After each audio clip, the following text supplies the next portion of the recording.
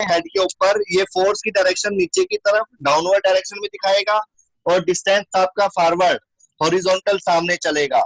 तो you can see here force and displacement, यहाँ पर एंगल आपको ऑटोमेटिक खुद ही लेना पड़ेगा और वो होगा 90 डिग्री।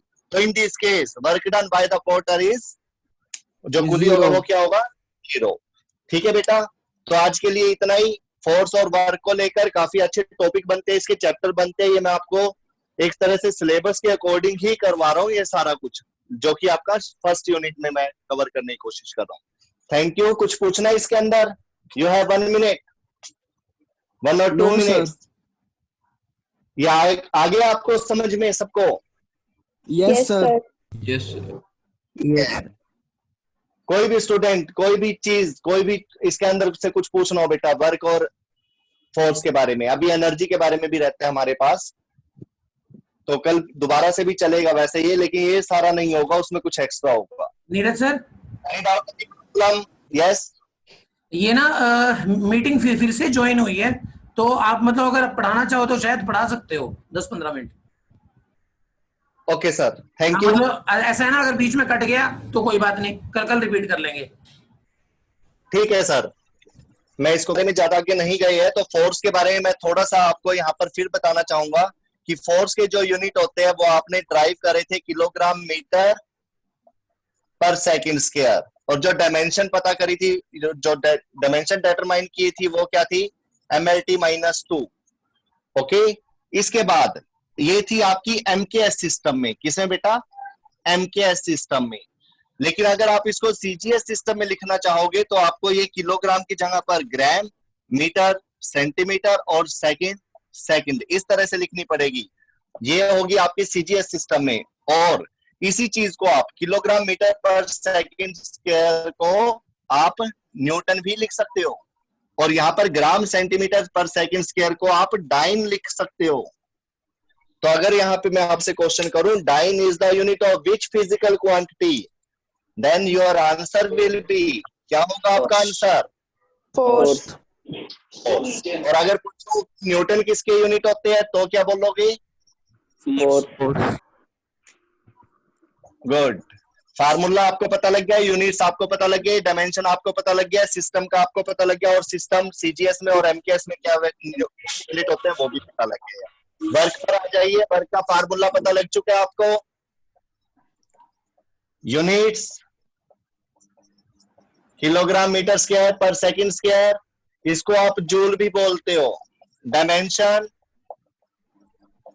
ML/T-2, इस तरह से लिखोगे इसको। But this unit is in MKS system. Now I want to take this unit in CGS system. CGS system में क्या लिखेंगे आप बताइए बेटा मेरे को। In CGS system what is the unit of work? Gram. Gram. Instead of kilogram you have to write gram, and instead of meter square second minus 2. centimeter square, and instead of second is there. This term gram centimeter square per second square is also right. You can also write, इसको अर्ग लिख सकते हो आप। तो ये आपका CGS system में हो गया और ये MKS सिस्टम में हो गया। अब इसी को लेकर, वर्क को लेकर, there are 3 types of work: positive, negative and zero. Okay, zero work done कब हो सकता है? जब फोर्स की वैल्यू 0 हो, डिस्टेंस की वैल्यू 0 हो, या फिर cos थीटा 0 हो जाए। cos theta 0 means cos 90 degree अगर आ जाए। cos 90 डिग्री मींस अगर फोर्स परपेंडिकुलर टू क्या हो जाए, डिस्टेंस हो जाए। यस और no? Yes sir. You got this point? Yes sir. यहाँ से आपका कंपटीशन का क्वेश्चन बनता है बेटा, सिर्फ यहाँ से फोर्स और डिस्टेंस का। ठीक है? ओके, ठीक है। और थोड़ा सा घुमाने वाला क्वेश्चन क्या होता है कि एक पोर्टर 5 या 10 मिनट से सामान को सिर पे रखकर खड़ा है, चल नहीं रहा है वो, तब उसका वर्क डन 0 हो जाएगा। वो खुद ही कह देता है वर्क डन 0 हो जाएगा। ड्यू टू, या what is the reason for that? F is equal to 0, S is equal to 0, या cos theta is equal to 0? अब बताइए बेटा answer. S is equal to 0. Porter अभी था, लगेज को रखकर सिर पर रखकर रेस्ट में खड़ा है, वो चल नहीं रहा है, तो कौन से केस से उसका zero वर्क होगा। डन होगा? S is equal to 0. S is equal to 0. equal to 0. S is equal to 0। ठीक है बेटा, ये पोर्टर वाले जो क्वेश्चन है दो टाइप के होते हैं, एक में वो चल रहा है और दूसरे में वो रेस्ट में है, लेकिन दोनों में एक तरह से उसको थकावट तो होगी, टायर्ड तो होगा, वो ग्रेविटेशनल फोर्स की वजह से होगा, क्योंकि अर्थ उसके ऊपर, उस सामान के ऊपर लगातार फोर्स लगा रही है।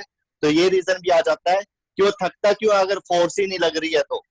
सामान को लेकर खड़ा है, 5-10 मिनट के बाद वो टायर्ड फील क्यों करता है? तो आपने कहना है रीजन क्या होएगा उसका, ग्रेविटेशनल फोर्स की वजह से। ग्रेविटेशनल फोर्स क्या कर रही है, उस सामान को नीचे की तरफ फोर्स लगा रही है, और आपने क्या कर रखा है, लगातार आप उस पे फोर्स ऊपर की तरफ लगा रहे हो, मतलब एक बैलेंस मेंटेन करने की कोशिश कर रहे हो। दैट्स व्हाई आप टायर्ड फील करते हो। आई होप आपको ये चीज समझ में आई होगी। यस और no? Yes, sir. Yes, sir. Yes, sir. sir, good. इसके बाद पॉजिटिव और नेगेटिव वर्क डन क्या होते हैं? जीरो वर्क डन के बारे में आपने काफी कुछ पढ़ा, सीखा, और अच्छा भी है वो आपके लिए, क्योंकि वो कंपटीशन का क्वेश्चन बन जाता है। यहाँ पर पॉजिटिव वर्क डन की बात हो रही है। देखिए, ये एक फोर्स है और ये एक डिस्टेंस है या डिस्प्लेसमेंट, दोनों सेम डायरेक्शन में चल रही है, तो एंगल कितना होगा इसमें? 0 डिग्री। कितना? 0 डिग्री, क्योंकि ये पैरेलल है। ठीक है, अगर ये फोर्स है, ये डिस्टेंस है, अब एंगल कितना होगा इसका? 0 से 90 के बीच में। ये फोर्स है, अब कितना होगा एंगल? 90 डिग्री। आपने अगर पॉजिटिव वर्क डन लेना है तो एक ही चीज का ख्याल रखना है बस, कि फोर्स और डिस्प्लेसमेंट के अंदर जो एंगल होगा वो एक्यूट होना चाहिए। क्या होना चाहिए? Acute angle. फोर्स और डिस्प्लेसमेंट के बीच में कैसा एंगल होना चाहिए? एक्यूट, यानी कि 0, थीटा की value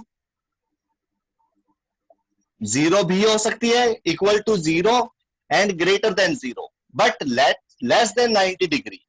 this is the angle by which you can get the positive work done।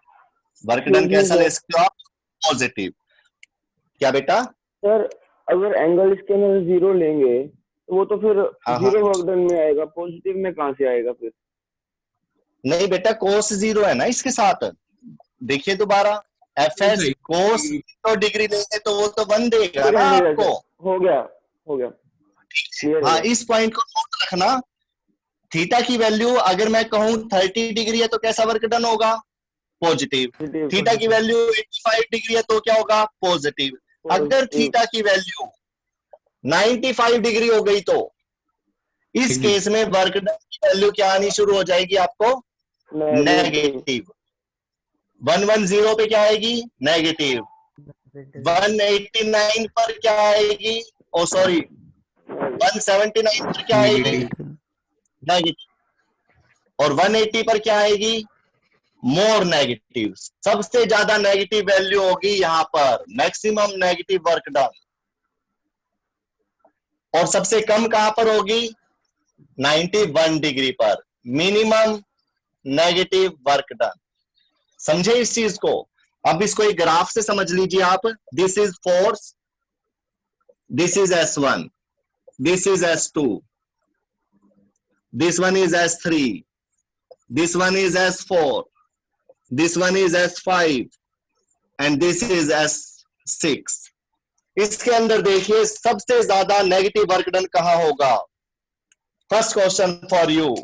S6। सबसे ज्यादा नेगेटिव वर्क डन 6 पर। Your first answer is F into S6। ये सबसे ज्यादा वर्क डन देने वाला है आपको नेगेटिव में। उसके बाद 0 वर्क डन कहां पर होगा?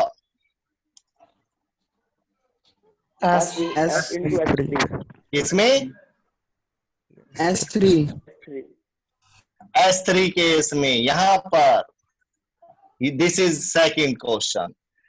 थर्ड क्वेश्चन, सबसे ज्यादा मैक्सिमम पॉजिटिव वर्क डन कहां पर होगा? Maximum S1. पॉजिटिव, मैंने आपको S1. नेगेटिव बताया है है बेटा? S1, very good. इस केस में S1 maximum positive work done. लेकिन अगर मैं एक और यहाँ पे ले लूं तो ये S7 ले लूं तो S7 F के साथ ही S7 पे yes, होगा। in this case yes, maximum positive work done, very good। और मिनिमम पॉजिटिव वर्क डन कहाँ होगा इसी केस में? S2 S2। आई होप आपको ये पॉइंट क्लियर हो गया है, ये टॉपिक क्लियर हो चुका है कि पॉजिटिव और नेगेटिव वर्क डन को लेकर आप कैसे कर सकते हो। किसी को कुछ पूछना है इसमें? Any student ask any question? Any student want to ask any question? Please fast, hurry up. Sir ये S3 90 डिग्री हुआ, पर आपने कहा था कि मिनिमम 91 पे होएगा। इनके 0 वाला है। बेटा पॉजिटिव मिनिमम क्या? दोबारा बोलो तरुण। सर आपने कहा तरुण, था कि दोबारा जो बोलो। Negative. Yes sir, okay sir. समझे इस चीज को? 0 तो हमारे किसी खाते में है ही नहीं। ओके, तो देखो more positive work done, positive से लेस पॉजिटिव होता चला जाएगा। 0 पर 0 से यहां पर वो नेगेटिव एरिया में इंक्रीज होता चला जाएगा, फिर नेगेटिव बढ़ता चला जाएगा उसका। ओके, कोई डाउट बेटा? किसी को कुछ और पूछना हो तरुण के अलावा? अब बेटा सिर्फ 2-4 बच्चों की आवाज आ रही है, बाकी बच्चे कहां पर है?